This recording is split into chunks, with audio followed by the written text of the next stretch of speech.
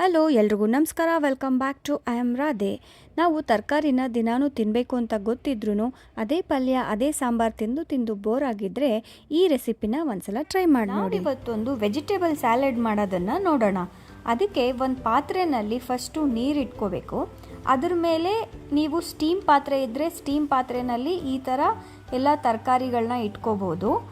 Steam ಪಾತ್ರೆ ಇಲ್ಲ ಅಂತ ಹೇಳಿದ್ರೆ ನೀವು ಒಂದು ಇಡ್ಲಿ ಪಾತ್ರೆಯಲ್ಲಿ ಒಂದು ಜರಡಿ ಇರುತ್ತಲ್ಲ ಅದರಲ್ಲಿ ಇಟ್ಕೊಂಡು ಈ ಥರ ಸ್ಟೀಮ್ ಮಾಡ್ಕೋಬೋದು.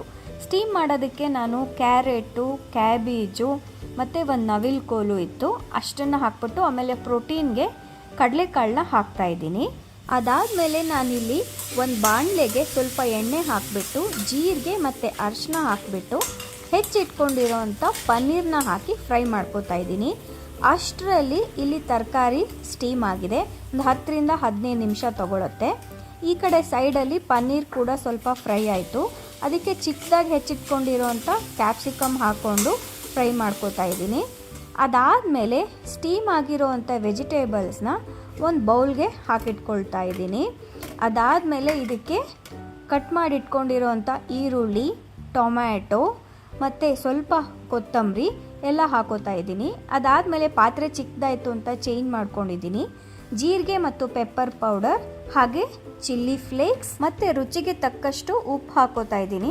ಅದಾದಮೇಲೆ ಒಂದು ಅರ್ಧ ನಿಂಬೆ ಹಣ್ಣು ಹಿಂಡ್ಕೊಳ್ತಾ ಇದ್ದೀನಿ. ಇದಾದಮೇಲೆ ನಾನು ಫ್ರೈ ಮಾಡಿ ಇಟ್ಕೊಂಡಿದ್ನಲ್ಲ ಪನ್ನೀರ್ ಮತ್ತು ಕ್ಯಾಪ್ಸಿಕಮ್, ಅದನ್ನು ಕೂಡ ಮಿಕ್ಸ್ ಮಾಡಿಕೊಂಡು ಇದನ್ನು ಚೆನ್ನಾಗಿ ಮಿಕ್ಸ್ ಮಾಡಿದ್ರೆ ವೆಜಿಟೇಬಲ್ ಸ್ಯಾಲೆಡ್ ರೆಡಿ ಆಯಿತು. ಕೆಲವೊಬ್ಬರಿಗೆ ಹಾಗೆ ವೆಜಿಟೇಬಲ್ಸ್ನ ತಿಂದರೆ ಆಗೋದಿಲ್ಲ ಅಂಥವರು ಈ ಥರ ಸ್ಟೀಮ್ ಮಾಡಿ ಸ್ಯಾಲೆಡ್ ಮಾಡ್ಕೊಂಡು ತಿಂದರೆ ಜೀರ್ಣಕ್ರಿಯೆಗೆ ತುಂಬ ಒಳ್ಳೆಯದು. ಹಾಗೆ ನಾನಿಲ್ಲಿ ಮಿಲ್ಲೆಟ್ ರೈಸ್ ಮತ್ತು ದಾಲ್ ಜೊತೆ ತಿಂತಾಯಿದ್ದೀನಿ. ನೀವು ಕೂಡ ಮನೆಯಲ್ಲಿ ರುಚಿಯಾದ ಆರೋಗ್ಯಕರವಾದ ಸ್ಯಾಲೆಡ್ನ ಮಾಡ್ಕೊಂಡು ತಿನ್ನಿ. ನೆನಪಿಡಿ, ನಮ್ಮ ಅಡುಗೆ ಮನೆಯಲ್ಲೇ ನಮ್ಮ ಆರೋಗ್ಯ.